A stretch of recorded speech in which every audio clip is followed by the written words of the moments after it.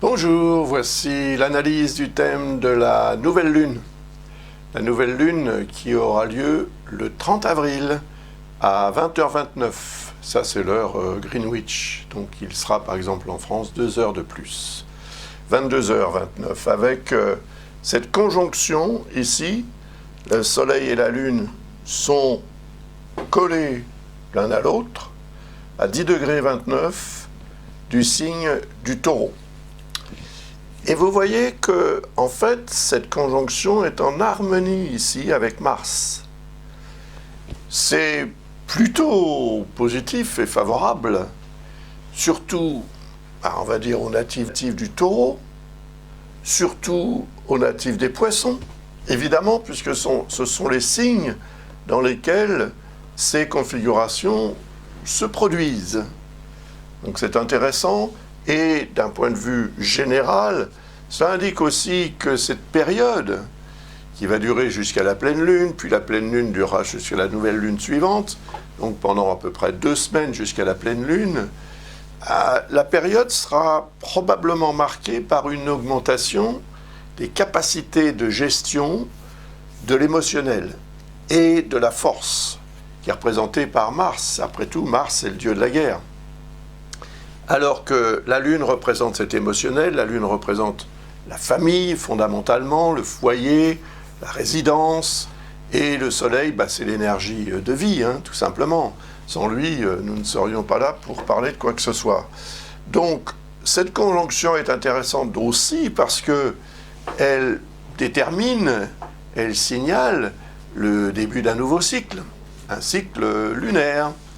Et comme tout début de nouveau cycle, ça implique un potentiel d'initialisation.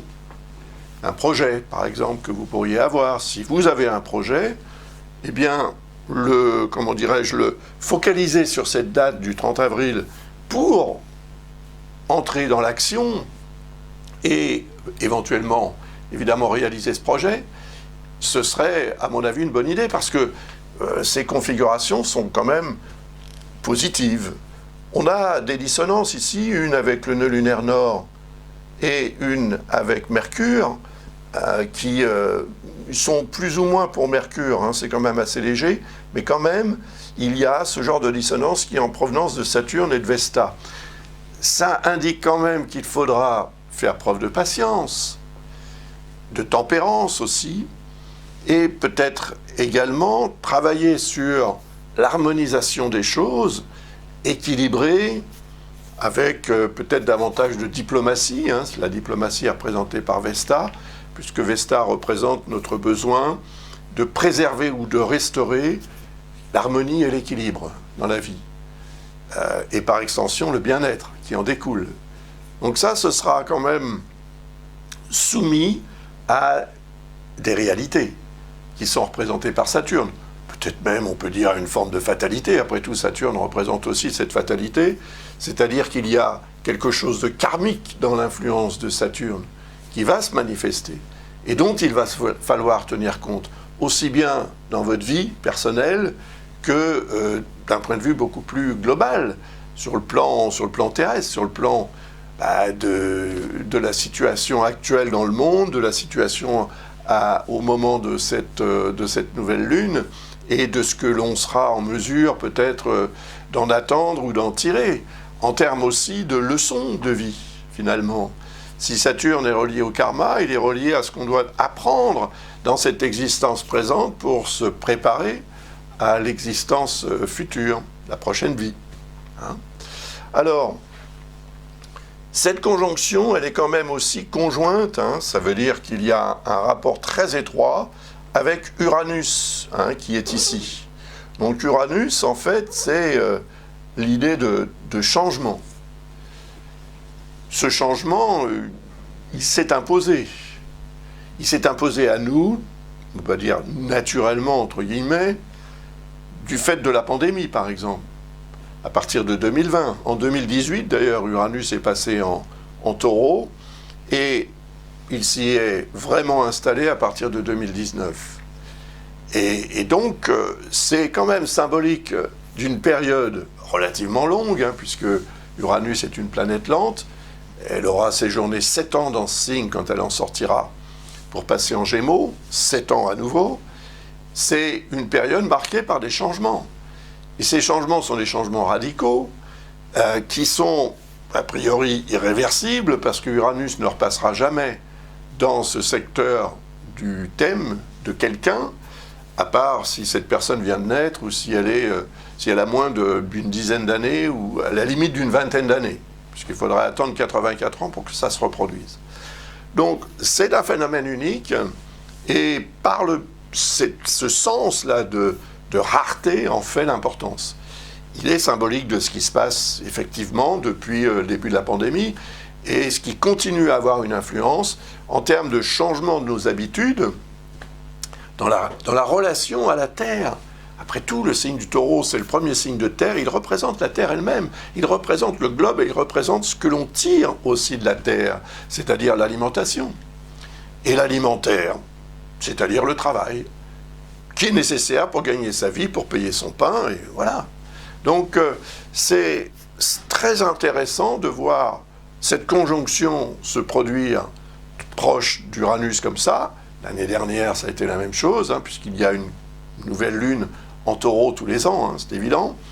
Eh bien, c'est un moment, à mon avis, si vous sentez qu'il faut changer quelque chose dans votre vie, peut-être en termes d'alimentation, ou en termes d'alimentaire, comme on vient de le voir, mais également d'une autre façon, peut-être sur le plan affectif ou sentimental, ou sur le plan créatif. Le signe du Taureau, c'est le signe de Vénus. Donc, il est relié à cette énergie vénusienne d'amour et de création. Voilà, après tout, pourquoi de temps en temps ne pas s'impliquer dans quelque chose de nouveau sur le plan créatif ou sur le plan sentimental ? Il est possible que pour certaines personnes, ce soit un moment très fort qui change radicalement leur vie. Et c'est ça que représente en fait Uranus. Mais ce qu'on n'avait pas l'année dernière, quand cette conjonction s'est produite en Taureau, c'est le nœud lunaire nord. Il était en Gémeaux à l'époque. Maintenant, il est en Taureau. Et il représente ce vers quoi on doit aller. Donc on doit aller vers le signe du Taureau. C'est-à-dire qu'on doit aller vers ce qui est créatif, vers Uranus aussi, donc vers le changement, et tout ce que je viens de vous expliquer. Ça devient quelque chose de vital et d'incontournable en quelque sorte. Donc il ne faut pas résister, mais on résiste. Et pourquoi on résiste ? Parce que, et c'est indiqué dans le thème de cette façon, je dirais, c'est toujours à cause de Saturne, le pauvre. Il est là dans le signe du Verseau, dans le signe d'Uranus, depuis 2020. En mars 2020, il a pénétré dans le signe du Verseau, puis il a reculé, il est repassé dans le signe du Capricorne. C'est un phénomène, évidemment, une aberration d'optique, comme on dit. La planète ne repart pas en arrière, mais elle devient rétrograde par rapport à notre position sur Terre et à l'orbite de la Terre autour du Soleil, comparée à celle de Saturne. Eh bien, et à notre orientation par rapport au Soleil, évidemment. Le fait est que ce transit d'Uranus, associé à celui de Saturne, crée la discorde. C'est-à-dire que d'un côté, nous avons l'aspect uranien de changement, d'invention. On veut inventer quelque chose de nouveau. Et certaines personnes y sont parvenues de façon tout à fait étonnante. On voit à quel point, par exemple, les réseaux sociaux ont pris de l'ampleur et ils sont représentés par Uranus. C'est uranien, tout ce qui est relié à Internet, tout ce qui est relié à la technologie de communication actuelle et son devenir, parce qu'elle est en perpétuelle évolution. On invente tous les jours des choses nouvelles. C'est ça qui est formidable. Et Saturne, au contraire, représente peut-être ceux d'entre nous qui seraient plus ancrés dans le passé, dans les habitudes et dans le concret pour eux que dans le virtuel. On voit par exemple l'art virtuel qui commence à se vendre, qui se vend très bien. La monnaie virtuelle également, ça marche très fort. Tout ça, c'est relié à Uranus. Et au signe du Taureau, qui représente l'alimentaire, donc l'argent qu'on gagne, d'une manière ou d'une autre. Et Saturne, au contraire, représente la réticence aussi, ou peut-être la crainte. c'est-à-dire le doute, le scepticisme. On se dit, oui, peut-être que ça va marcher, mais peut-être pas, on sait ce qu'on perd, on ne sait pas ce qu'on trouve, etc., etc. Donc on a d'un côté, on peut dire les conservateurs, et de l'autre les réformateurs. Et c'est ça qui crée cette dualité, cette difficulté de trouver finalement le juste milieu. Certains y arrivent plus que d'autres, bien évidemment, mais on est dans cette période sociale très intéressante et en même temps quelque peu intrigante, voire inquiétante, toujours pareil, hein, pour certains d'entre nous plus que d'autres.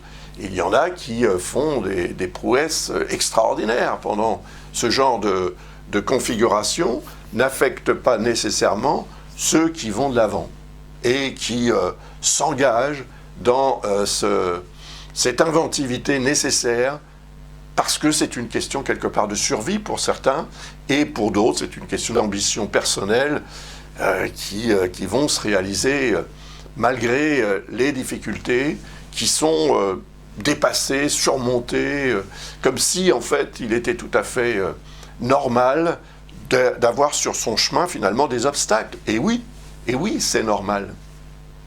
Donc ils sont représentés par Saturne et Vesta qui est là aussi pour dire attention parce que si on s'engage trop dans le changement représenté par Uranus, on déstabilise le statu quo.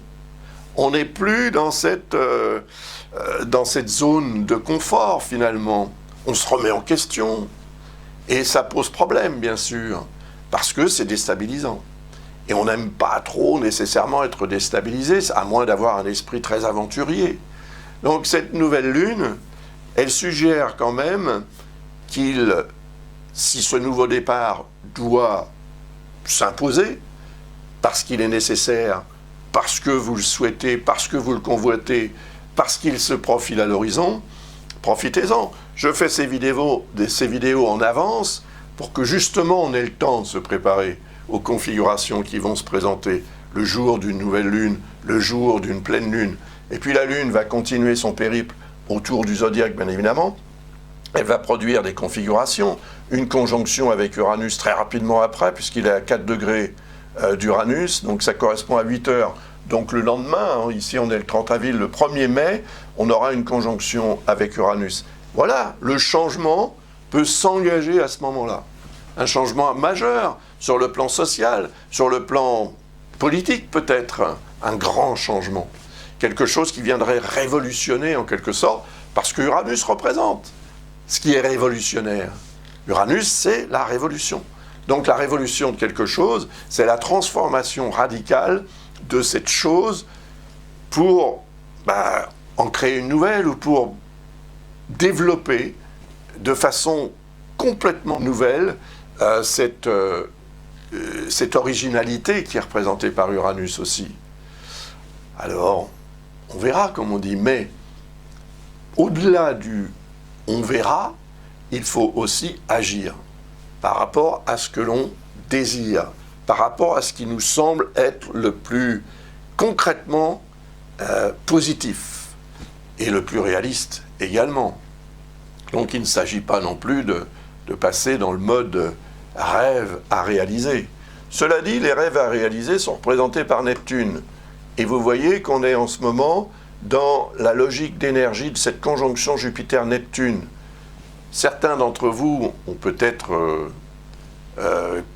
participé au séminaire que Lucas a animé il y a quelque temps sur Internet au sujet de cette conjonction. Si vous n'avez pas participé, peut-être avez-vous pu vous procurer le replay de ce séminaire. Alors, j'en profite pour vous annoncer un autre séminaire en ligne qu'on appelle des webinaires, parce que le web, c'est la toile, c'est Internet. Donc ce séminaire en ligne, il aura trait à l'astrologie karmique. C'est très intéressant, vous voyez, je vous parlais tout à l'heure de Saturne comme étant une planète karmique. Elle représente cette charge karmique que l'on doit gérer. C'est une charge karmique sociale que l'on doit gérer en ce moment, depuis que Saturne est dans le signe du Verseau. C'est le signe de la société, c'est le signe du peuple, c'est le signe des gens, et c'est le signe des sociétés, qui sont, voilà, comment dirais-je, mises sous pression. Saturne représente cette pression. Et Uranus, qui représente le signe du Verseau, est en quelque sorte le régent de Saturne et de Vesta, dans ce cas de figure. Mais Saturne est une planète beaucoup plus lente que Vesta. Donc, cette énergie de Saturne qui perdure dans le signe du Verseau, va perdurer d'ailleurs jusqu'au mois de mars 2023, elle est reliée à une notion de karma.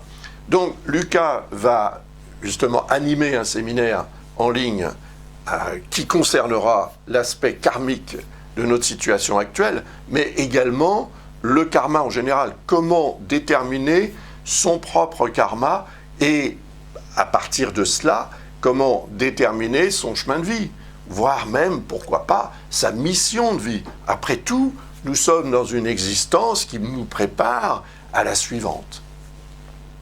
Voilà. Donc si ça vous intéresse, n'hésitez pas, évidemment, inscrivez-vous. Il y a tout ce qu'il faut sur le site de l'École Ablas pour vous inscrire à ce séminaire en ligne qui aura lieu le 28 mai. Voilà. Donc, il y a aussi d'autres choses dont je voudrais vous parler. Ce sont mes ouvrages. Le cours d'astrologie, par exemple, vous permet d'acquérir 16 vidéos qui accompagnent ce livre de manière à ce que vous puissiez finalement mieux vous en servir pour apprendre. Si vous souhaitez apprendre l'astrologie, c'est un bouquin qui, à mon avis, est une sorte de condensé de tout ce que vous avez à savoir avant de vous lancer vraiment dans l'interprétation astrologique. Vous avez 750 pages quand même d'informations, ça devrait vous être utile et ça devrait être suffisant dans un premier temps, tout au moins, pour entrer dans le vif du sujet et en tirer quelque chose de très utile, de très concret. Après, il y a aussi le livre sur les transits planétaires. Celui-ci, si vous le procurez, et vous verrez les informations aussi sur le site de l'École Ablas, vous obtiendrez le droit à une réponse gratuite à une question de votre choix, quelle qu'elle soit. Et sur un domaine, concernant un domaine de votre vie, et une question normale, je veux dire, ne me demandez pas quel sera mon avenir en 2022 ou 2023. C'est trop vaste. Il faut un domaine et un secteur de votre vie et une question précise, de préférence. La même chose pour le livre d'astrologie karmique. Si ça vous intéresse, le karma, là vous aurez un ouvrage d'astrologie karmique qui vous donnera également droit à une réponse gratuite à une question de votre choix. Voilà. Donc les informations sont sur le site, visitez le site de l'École Ablas et voilà, si ça vous intéresse, n'hésitez pas.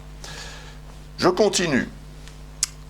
Le nœud lunaire nord, pour revenir à lui, s'il représente ce vers quoi nous devons tendre, assez rapidement après cette nouvelle lune, la lune va le rejoindre.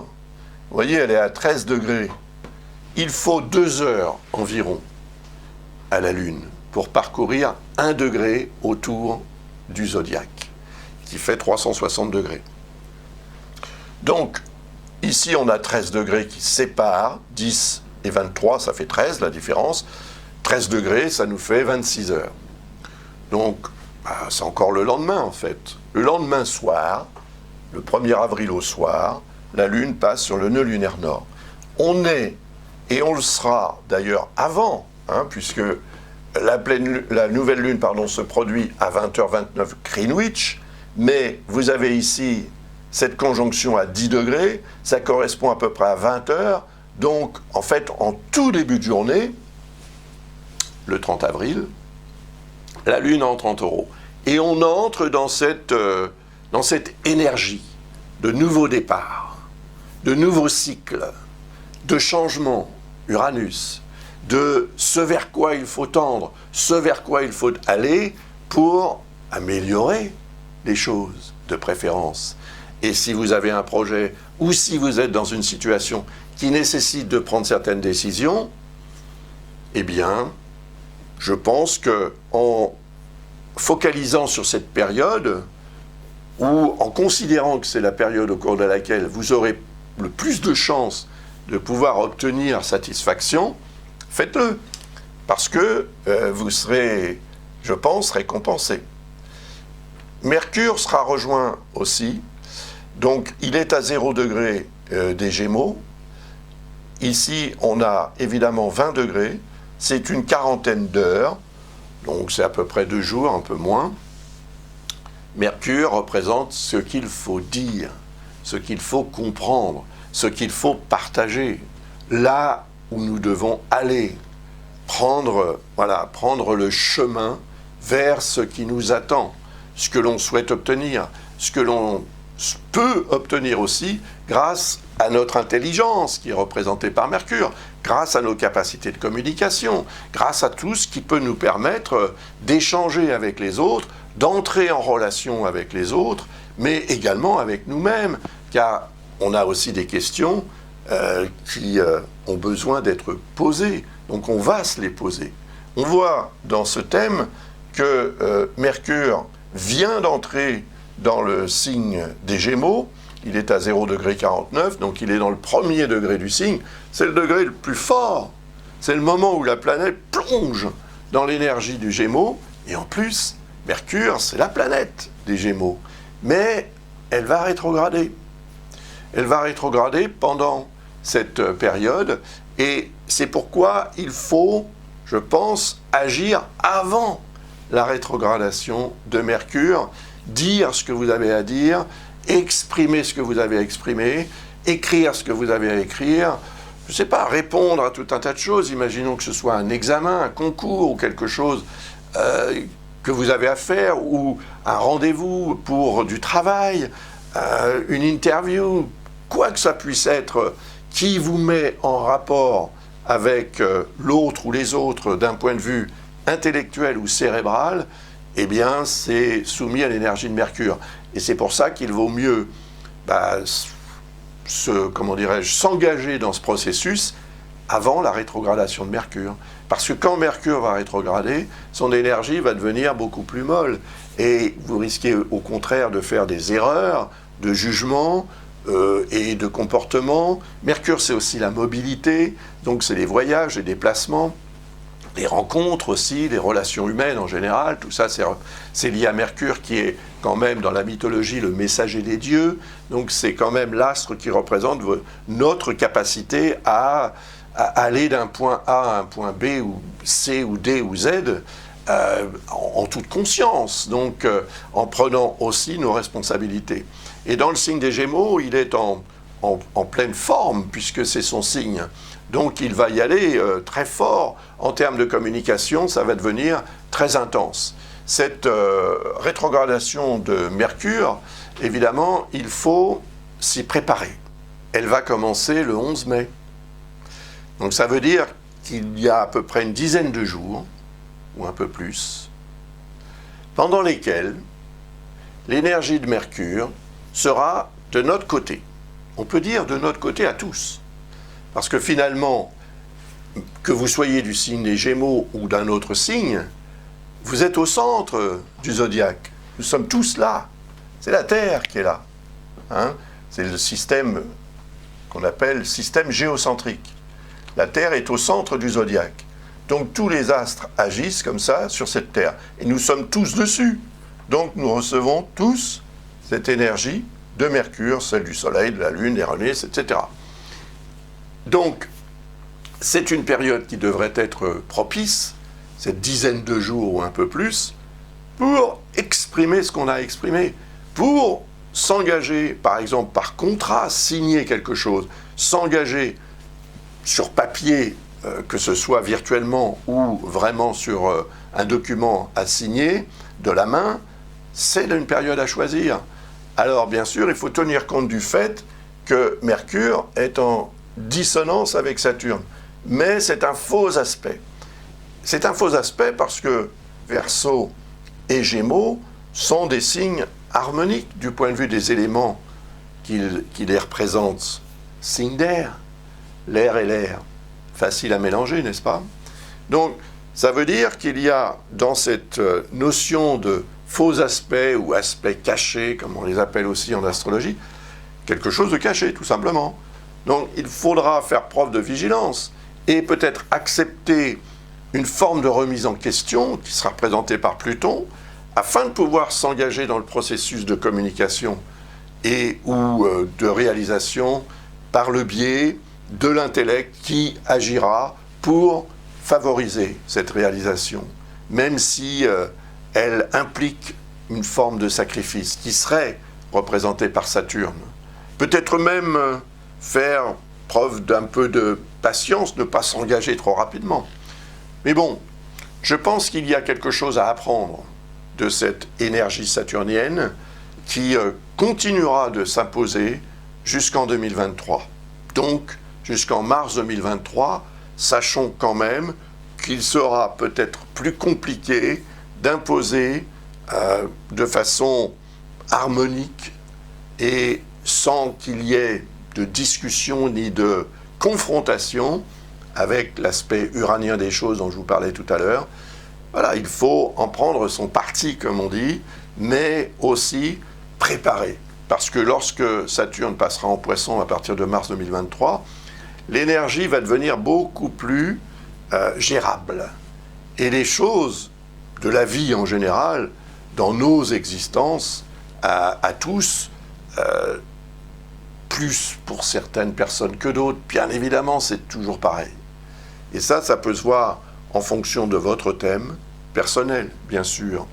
Donc si vous avez une question à poser, n'hésitez pas, visitez le site de l'École Ablas et on s'occupera de vous répondre de la manière la plus, comment dirais-je, rationnelle possible pour vous aider à y voir plus clair et peut-être à vous engager dans un processus qui permettra de solutionner un problème ou d'obtenir un résultat positif si vous avez un projet. N'hésitez pas. Donc, la Lune va continuer son périple et elle va arriver à la longitude de la Lune noire, qui représente les zones d'ombre. Ces fameuses zones d'ombre qui souvent nous empêchent d'avancer parce que, évidemment, quand on est dans le noir, on fait preuve de beaucoup plus de prudence, de vigilance, que quand on est dans la pleine lumière. Quand on est dans le noir, on ne voit pas trop les obstacles qui vont risquer, évidemment, de nous faire tomber ou autre. Donc cette lune noire, elle indique aussi, lorsque la lune va arriver à sa longitude, donc vous voyez, elle est ici au début du signe du Cancer, donc là, il lui faudra 2 jours et demi à la lune pour arriver à la position de la lune noire. Donc je vais progresser cette lune à la longitude de la lune noire, et ça va nous donner une nouvelle carte du ciel, bien évidemment, légèrement modifiée par rapport à celle-ci. Pas énormément, mais quand même un peu. Vous allez le voir tout de suite. Donc pour être un petit peu précis, vous voyez, le 5 mai, à 3h40 du matin, ça c'est l'heure encore une fois Greenwich, la Lune arrivera à la longitude de la Lune noire à 2 degrés du signe du Cancer. Nous avons ici une dissonance, je l'appelle dissonance relative, avec Jupiter. Pourquoi relative? Mais parce que c'est un peu la même chose que pour Mercure dont je vous parlais tout à l'heure. La dissonance avec Saturne est une dissonance relative, c'est un faux aspect ou un aspect caché, parce que les deux astres concernés sont dans des signes harmoniques. Les éléments qui les représentent sont évidemment compatibles et complémentaires. Signe d'air pour les Gémeaux et Verseaux, signe d'eau pour Cancer et Poisson. Jupiter est en Poisson. Donc, effectivement, il y a une dissonance. Cette dissonance, comme c'est un aspect caché, elle revêt un caractère un petit peu plus, peut-être, contrariant que l'autre qui impliquait Mercure et Saturne, parce que la Lune noire représente ce côté caché aussi des choses. Ce que l'on ne comprend pas, ce qu'on ne sait pas, ce qu'on ignore, ce que l'on ne veut pas voir également, ce qu'on nous cache aussi. Tout ça, c'est représenté par la Lune noire. C'est le côté un peu glauque, effectivement, de la personnalité humaine, il faut bien le dire. Jupiter a tendance à produire une exaltation, à outrance parfois. Donc, il faudra faire preuve de vigilance, parce que sinon, sans voir les choses, on risque de s'engager avec trop d'enthousiasme et de façon trop positive dans finalement quelque chose qui pourrait nous nuire. C'est foncer dans le brouillard, si vous voulez. Donc si vous êtes en train de conduire votre véhicule et que vous traversez une nappe de brouillard, vous avez des gens qui accélèrent, qui sont plus malins que les autres et qui vont vous doubler sans aucun problème. Vous allez les retrouver quelques kilomètres plus loin dans un carambolage, par exemple. Ça, c'est le problème justement de cette exaltation représentée par Jupiter. Quand il y a une dissonance, qu'elle soit une vraie dissonance, c'est-à-dire un aspect non caché ou un vrai aspect plutôt qu'un faux aspect, eh bien, on est dans cette énergie d'exaltation excessive qui produit évidemment une augmentation considérable des erreurs de jugement et des risques d'incidents de parcours. Donc, il faudra faire preuve de vigilance à cette date, aux alentours du 5 mai. Parce que là, vous avez aussi une dissonance avec Vénus. Et ça, c'est une vraie dissonance. Vénus est dans le signe du Bélier, signe de feu. C'est un signe de feu qui ne s'associe pas très bien avec un signe d'eau. Ça ne veut pas dire qu'un Cancer et qu'un Bélier ne peuvent pas vivre ensemble, bien évidemment. Mais du point de vue des éléments, si vous essayez de mélanger de l'eau et du feu, vous risquez d'avoir quelques petits problèmes quand même. Donc, le fait est que cette dissonance, cette discorde, accentue le rôle de la Lune noire par rapport à Vénus, qui, elle, se trouve dans le signe du Bélier, qui est un signe martial, qui veut dire que cette Vénus en Bélier va nous inciter beaucoup plus, par amour ou de façon affective en tous les cas, à nous engager dans ce qui nous plaira, dans ce qu'on aura envie d'obtenir. Le désir, qu'il soit charnel ou autre, est représenté par Vénus. C'est la déesse de l'amour. L'amour des choses, l'amour des gens, l'amour de soi, etc. Donc le Bélier, c'est le signe de Mars, c'est le dieu de la guerre. Il peut nous inciter à nous engager par amour, ou simplement par coup de cœur, ou parce que on sera, comment dirais-je, victime du coup de foudre, à nous engager dans quelque chose qui finalement ne nous correspondra pas. Il sera très utile de faire un travail d'observation et d'analyse avant de s'engager et de commettre une erreur éventuelle. Ce serait dommage. Ce serait dommage parce qu'à un moment donné, on prendra conscience que cette erreur s'est produite.